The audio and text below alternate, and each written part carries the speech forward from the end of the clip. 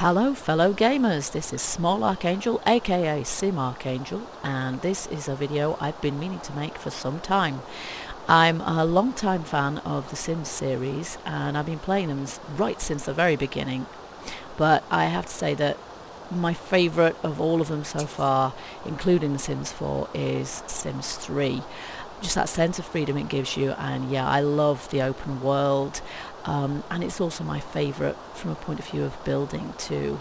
I'm a big fan of building in games in general, and so The Sims has always been, I've always spent about 50% of my time in game building houses, building stuff. This is one of my favourite neighbourhoods in game. This is Bridgeport, but it's a bit of a FPS batterer, so I don't use it all that much. Because yeah, it's I don't know, there's just something about it that is really hard on the CPU and the GPU. Anyway, today I'm going to showcase some of my favourite builds in Sims 3. I still play Sims 3 from time to time when the sort of the closed neighbourhoods of Sims 4 start to get me down a little bit. I like to come back here. I think that the graphics have actually stood the test of time really quite well. So here we are in Bridgeport, and the first house I'm going to show you today is one that I have placed here. It's just going to take a little while to res. I have started with the first house I'm showing you today is actually the biggest, most expensive house I've ever made. Oops, that bugged out.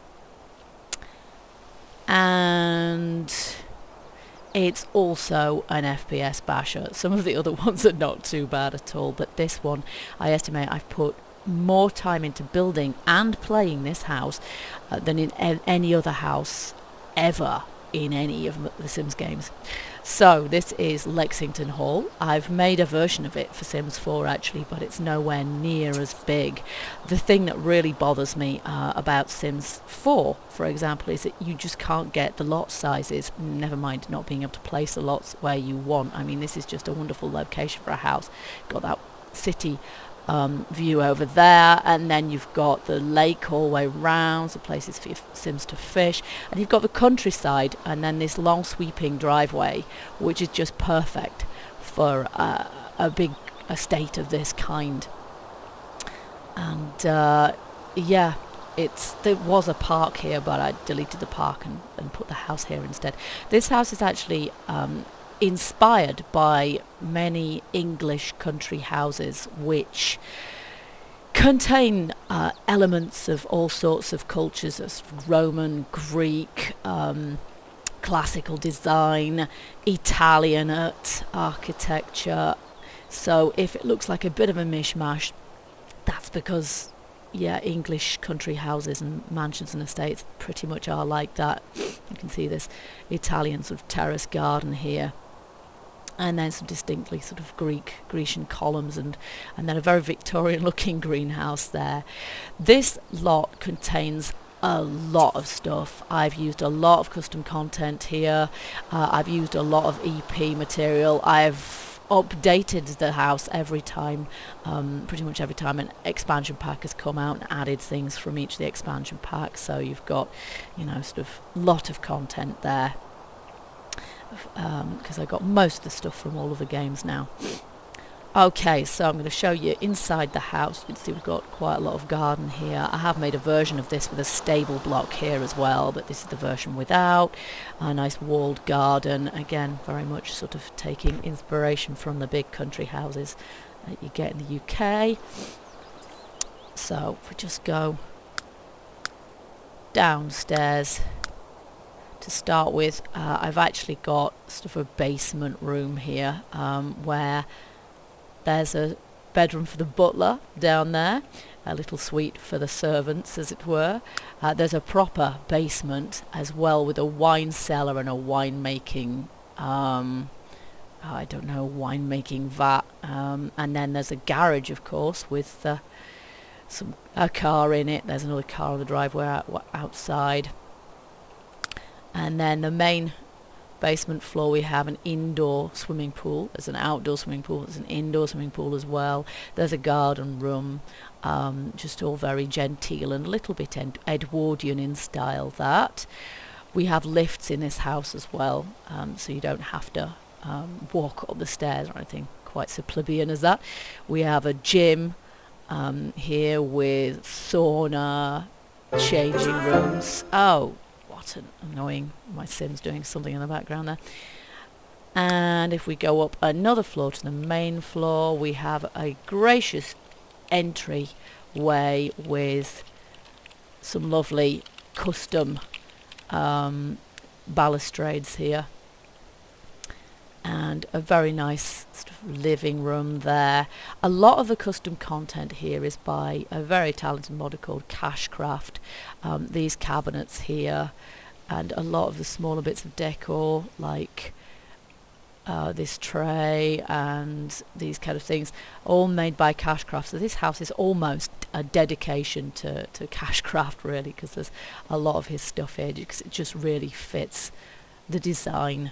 As a dining room, an enormous kitchen with, again, lots of custom content. I think this actually is Shino, though. That's a different modder.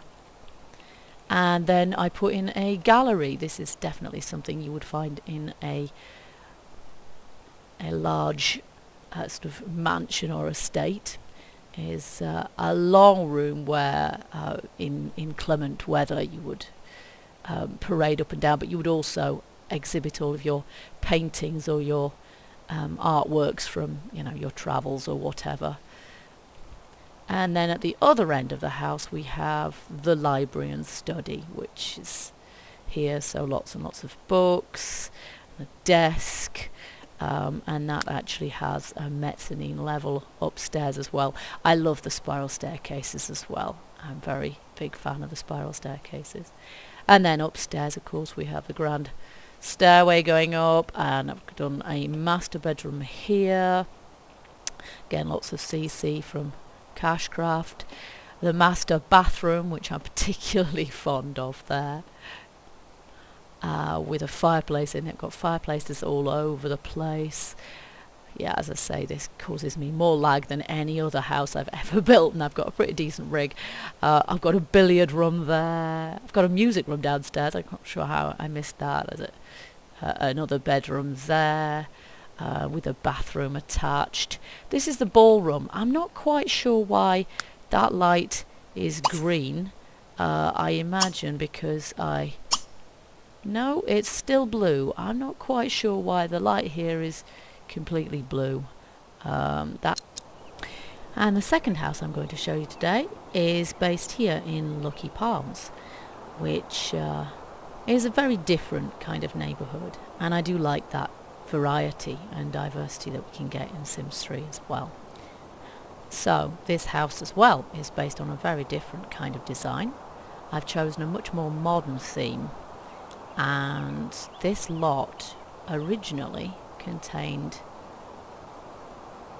thank you lag, this lot originally contained the bistro, but I removed the bistro as soon as I saw the lot. I just thought, no, I have to use that lot for my house.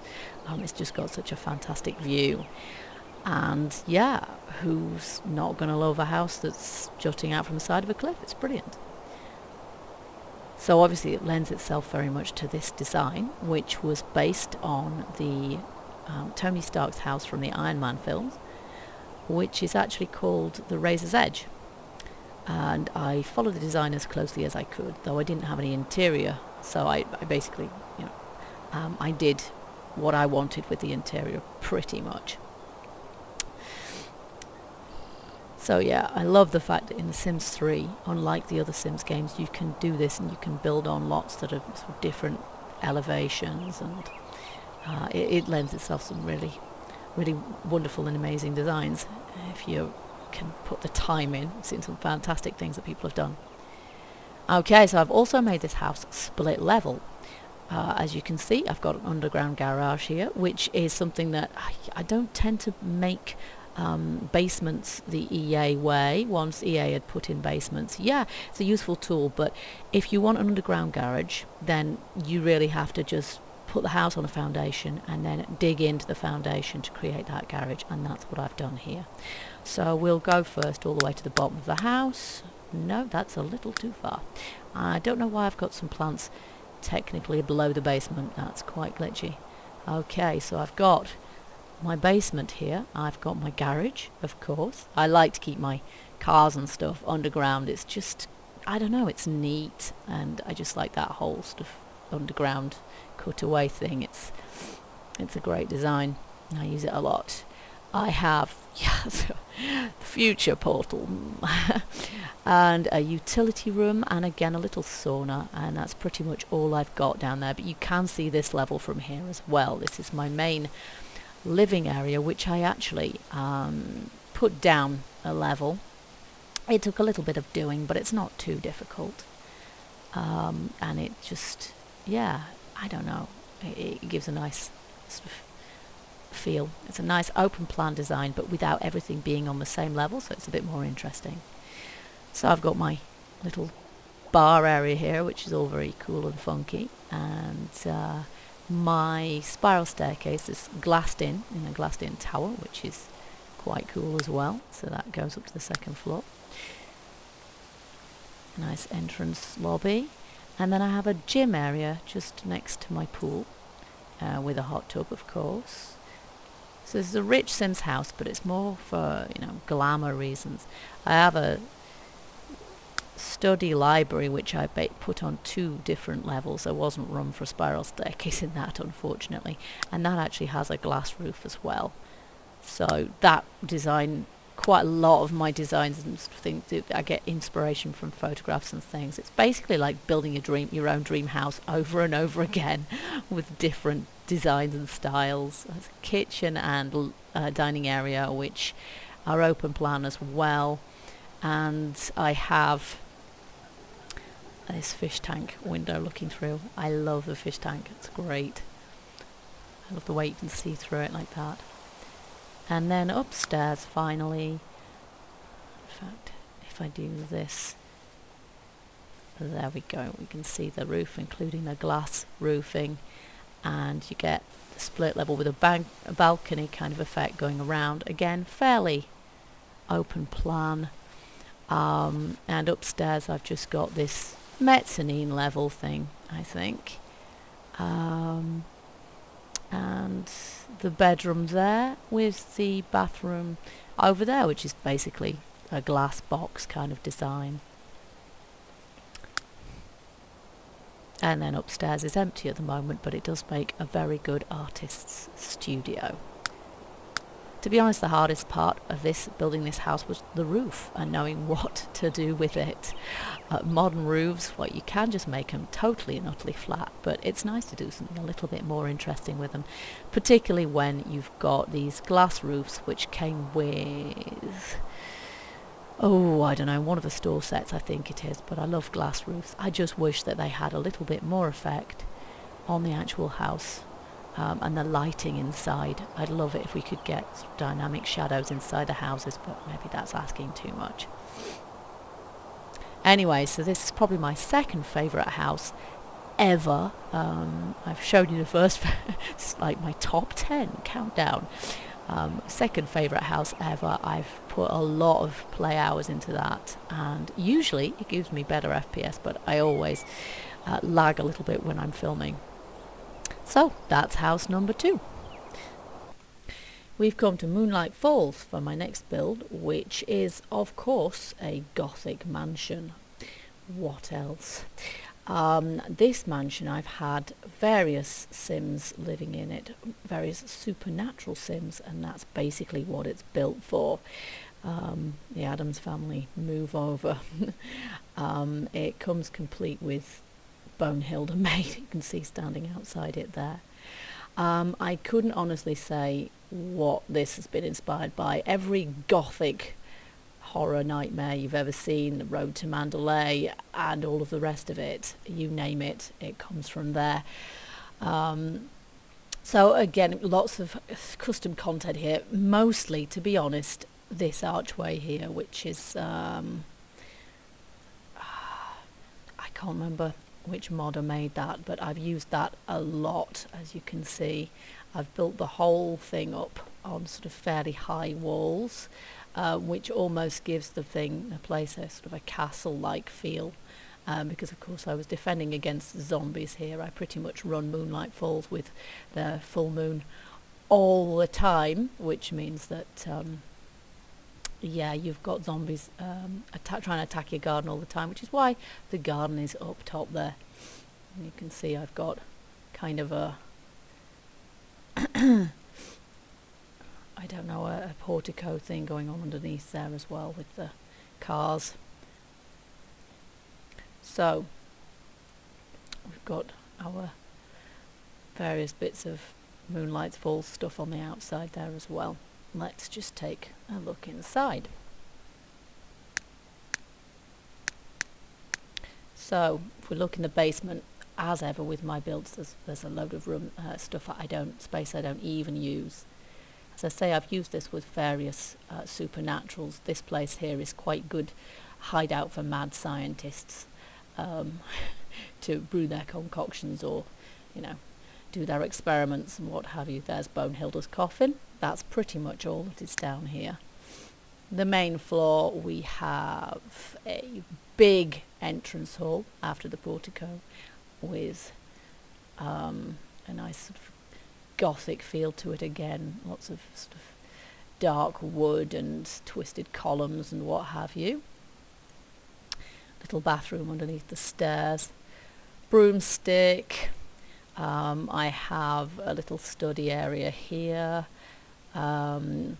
This is the library with, of course, secret bookcases leading into the witch's study, which yeah, obviously contains all of the accoutrements that you need for being a successful witch. So you've got your wands and your gems and potions, your cauldron, alchemy station, all of that. The main living area there, which is sort of fairly opulent, but again lots and lots of candles for that gothic feel. A nice little red sort of seance area type thing with a crystal ball. Some collections of insects there. Another little seating area. Dining table with some clothes randomly on the floor, not quite sure why, with a bar area, and then the kitchen with the stove in a big archway.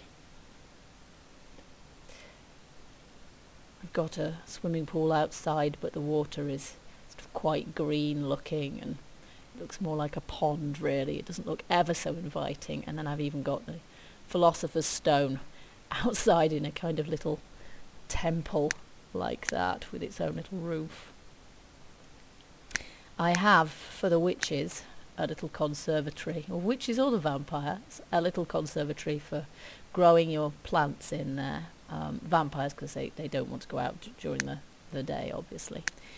And then upstairs, see the grand staircase there, grand Gothic design. We have a minstrel's balcony overlooking the main living area, and then the upstairs of the library, and then another secret door leading into the vampire's chamber. So we have a vampiric altar there. And then the master bedroom, which is a bit more normal looking, is over here with a bit of a raised dais for as a dressing area. So really quite elegant. I like to use these cabinets here for trophies and jewel collectibles. Always display my Sims paintings on the wall. And then an extremely gothic looking bathroom with a bath that almost looks like an altar. And yeah, I just love to mess with all the different designs and styles that you can get in Sims 3 and the different looks that you can get. And then there's one final floor upstairs, which got a lot of dead space there again. We just have the top of the staircase, and then this billiard room cum library bar area at the top of the house, a suitably funereal looking statue, and then two secret doorways into the tower rooms, which you could do anything you liked with, really. Nice balcony area there, not that you can get to the balcony, there's no actual door. But there we have it, the Munster house. The family I have living here at the moment, a vampire and his wife, I can't remember their names, and a magic well outside just to finish it off nicely. But it's almost an anti-zombie fortress in grand Gothic style. So there we are, my Gothic mansion. We are in Riverview for my next build, which is not a neighbourhood I've used ever so much, it being a little bit too flat and country bumpkin perhaps for my tastes. However, it seemed like the ideal neighbourhood to build what I had in mind in this instance, which was a castle. And as you can see, this hilltop here again seems like an ideal spot to place a castle. Had to evict the family that was there and their house, of course, but I am no stranger to doing that, and I think it's always justified if you've got an idea for a build that really must go there. I've used EA's own castle building kit to make this, which is pretty cool. The only problem being that these towers here used to accommodate the spiral staircases until I think it was a generations patch, when all of a sudden the staircases required a block or half a block at least of space around the outside of them, I think because of the slide down banister interaction, which requires that space. So that's quite frustrating, which is why these three towers here, four actually, which all contain spiral staircases, are a bit of a funny shape. And a bit larger. It's because without that, stairs just simply root fail and the Sims don't actually use the stairs. Okay, so we've got in the courtyard here pretty much everything you would expect to find in a castle. We've got an archery range there, we've got a hen house, beehives, kitchen garden and little orchard, and then we have a courtyard here with the horse trough, the stables, and an indoor greenhouse for the winter time haystack. So all the things that you need for a fully functioning, small, self-contained castle. Okay, so we'll take a look downstairs. We'll start in the basement. Now, as ever, I have not used EA's basement tool for this, but dug into the foundation, because that means I can access the basement from the outside, which I like to be able to do. You can't do that if you use EA's own basement. So here I have the butler's quarters, which is essential in a castle. No windows for the butler, I'm afraid, but there you go. We have the wine cellar, again essential in a castle. And also just slightly less essential, behind a secret door, which came along with the World Adventures pack, we have a witchery chamber, basically, which also seems kind of appropriate in a castle setting to me. So going up from there, we have the main floor of the castle. So we have an entrance hall here, knights in shining armour, etc. We have a dining hall come throne room. Okay, so got the king and queen's crown there as well, just to add the right kind of ambiance.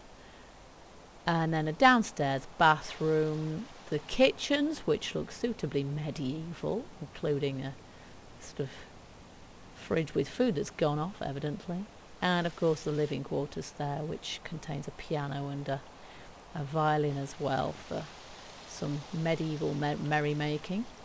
Then an outside courtyard for hanging the washing out, because a tumble dryer in a castle just doesn't seem right somehow. I've also got a sort of corridor going all the way around the outside, like castle defences, wood stores, gem cutter, and ladders leading up onto the battlements. And yes, I do have battlements as well. There we go, we've got battlements, which my sim actually does use to get from pillar to post in this place, with ladders all over the place. Okay, upstairs there's of course a minstrel's gallery around the top of the throne room, but there's also, let's see, my spiral staircases in the towers there. There's also the bedroom, of course, and bathroom, and basically a studio area for painting, for writing. I've even got a suitably sort of antiquated looking computer there, just not to break the immersion too much. And then on the roof I've placed a bit of a roof garden, just with a couple of lounges and a telescope for looking out across the town. And a griffin, of course. Griffin and a rose window, just for that real sort of medieval castle feel. And from this castle you can see pretty much the entire neighbourhood, over which you can rule in a regal style. So there we have it, Pendragon Castle, which is my one and only medieval build. I don't have very much suitably medieval furniture, but then this was supposed to be a more modern day castle rather than an actual medieval one. I don't have Dragon Valley or anything like that, hence I built it here in Riverview. My fairy tale castle. For my next build we are back in Lucky Palms, but this time the rather less salubrious end. We're in the desert and very near the dried up lake. You see a biodome over there, which is another one of my bases, but that's not the one I'm going to show you today. The one that I'm going to show you now is this rather unassuming little shack with a hole and hazard cones, because when I built this base, this house, I wouldn't really call it a house, I decided I was going to make good use of EA's basement tool, and so there is more to this lot than meets the eye. It's a bunker. Okay, this, I got the inspiration for this from some images online of extant bunkers, and so it's all in concrete, and I've built it on a system of various layers. You can see the entrance for a start off is in this shed, which has a false wall at the back, and then you enter via a ladder. Now I actually use this bunker when I have my game on set to constant, it has to do with Moonlight Falls, a constant full moon, which means that zombies, the Sims turn into zombies every single night, so it owes perhaps some of its existence and inspiration to such classic zombie games as 7 Days to Die and A Dead Linger and things like that. But so the top layer here, which is basically storage, I've got my vehicles here. Don't ask me how they actually come out. If I could have put in some sort of magic doors to allow them to leave, I wasn't really thinking about that. But I've got all my emergency foodstuffs here and everything else, my gem cutter. If we go down a level still, this is the living quarters. So here I've used all the all of the things. I hardly used any CC in this build actually. Mostly all this furniture comes from the future Into the Future expansion pack that was one of the last that EA did for The Sims 3. So I've got all the futuristic bookshelves and beds and furniture and everything. In case I didn't mention it already, I am a castaholic and a move objects maniac. If there's any way that I can make things match or make them fit where they shouldn't, then I do try. You can see I've even put in a glass floor underneath the dining table so you can see through to the level below, which I quite like. Not sure I'd like it in real life. I'd feel like I was going to fall through the floor.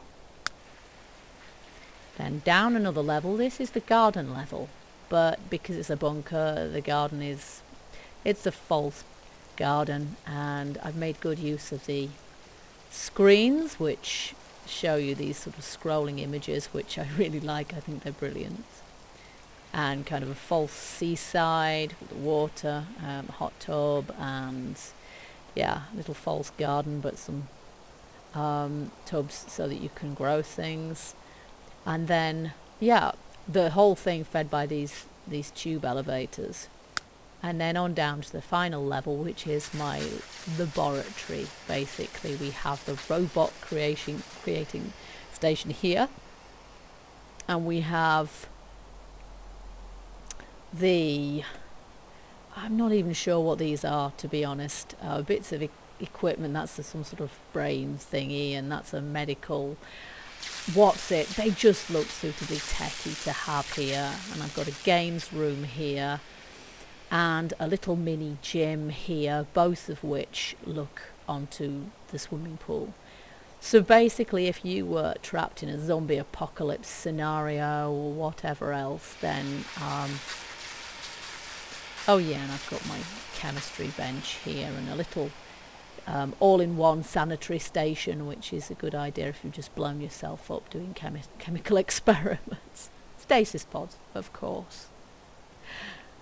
So the idea with this is that even if you were trapped in this bunker for any length of time, you would lack for nothing and would be undetectable and quite comfortable the way you are. So I thought that was a fairly creative use of EA's basement tool. As I say, I don't normally use it, but for this there's nothing better. You cannot see the build from the outside whatsoever, and that's great. My last house, if we can call it that, my last build is in Lucky Palms again, thus proving that Lucky Palms is, at least as far as this video is concerned, my favourite neighbourhood ever. So you see, it's winter in Lucky Palms, which is interesting. I just wanted to know what it would look like if it snowed here. It's not strictly authentic, I'm sure, but I think you'll probably agree it looks quite nice actually. Okay, so we're back over in the desert again, where my last property, my last lot was. This one is a bit different again. There it is. If it looks like an alien craft has landed, then that is the idea. Basically, I wanted somewhere for my alien Sims to live, and this is it. It's a spacecraft. I am not the first person to do this by a long way, but this is my take on it. I have used CC again, but not that much of it, the obvious bits being the parts that you can see here that I've added to make it look more like a spacecraft. So there we go. I've also got some funky lights on there to really make it light up at night, which is why I wanted to film it at night, because it looks great and suitably space age. You see, it even says Navigate on the top. Could do with a G there, so it says Navigate, but there you go. Okay, so let's take a look inside. Oh, just before we do, it's even standing on feet. and you probably can't see from here. Let me just see if I can drop down. We have a ladder access to get there. You can see my future portal glowing through there as well. At the back, there is a ramp for vehicular access. You see, this time I did think about it. There's the garage. So, if we take the walls down, up, not that much, to garage level, you can see where I have some space vehicles here, bobbing away in that hovery way they have. So this is my garage. I have the jetpack, the hoverboard, the space bike, you name it, I've got it. Again, I have borrowed heavily from all sorts of sci-fi inspiration here, but I've mainly used content from the Into the Future expansion pack, so this was largely occasioned by that expansion coming out. This is the entrance hatch here, so it's like a little airlock, obviously. A few things there, a gem cutter and some stuff, I have no idea what, and then a lab. Like these portals, they're custom content, I forget where from, but they're ideal for this. And yeah, this is the laboratory, so I have a robot there, and then lots and lots of collected nanites. There's a potion making station, of course, and then the same scientific kit as I had before. Lots of shelving for storing my collected gems, meteorites, and I have a gym here, which is where my future portal is as well, which is effectively at the rear of the ship. So, got to stay in shape when you're in space, or when you're not. And then here is a games room, so this is the rec room, basically. So that's the 4 quarters of the downstairs of the ship. That's basically how I've divided this ship up, is into quarters, quadrants, if you will. And a couple of stasis pods, of course, for deep space journeying. On the next floor up, which is the top floor, the living quarters, and of course accessed by these hollow tubes. How else? In the very centre we have the very Star Trek like chamber for, what do you call it? It's probably a meeting room of some sort, isn't it? A conference chamber, the lectern and everything else, very business-like looking there. I've even got a whiteboard with a load of random scroll on it, which is lovely. And then I've used raised dais around the outside just to give that sort of slight platform feeling. Everywhere in here is just metallic and futuristic, and I've put lights everywhere I possibly could. And blue is the overall theme, because that is obviously the signature colour of this star vessel. This is the bridge. So yeah, I've got some custom textures on the top of these desks. I think these are vanilla desks, but I've put a custom texture on the top of them that makes them look like computer readouts. And the same thing all the way around there. This is one of the little hollow computers. We've got a telescope here, and then a radio deck, which actually came with a university expansion, but again seems to fit pretty well there, and I have a model, if things fit, put them in. This room is actually entirely spare. I haven't decided what to put in there, evidently. I usually find I have spare stuff. This is the galley, so yeah, lots of space for sitting there. This ship is basically designed for a larger crew than just 2 or 3, hence the stasis pods as well. So we have various foodstuffs in the galley on that side, and on the other side we have the sleeping pods. So there's a few sleeping pods there, and of course the bathrooms. There's a bathroom either side of the sleeping pods, and the living room, the relaxation room, is at the rear end of the ship. So we have all the things you'd expect to find there. This is the, I can't remember what you call it. It's an instrument from the future. And artist's easel, desk, and everything futuristic. So there you go.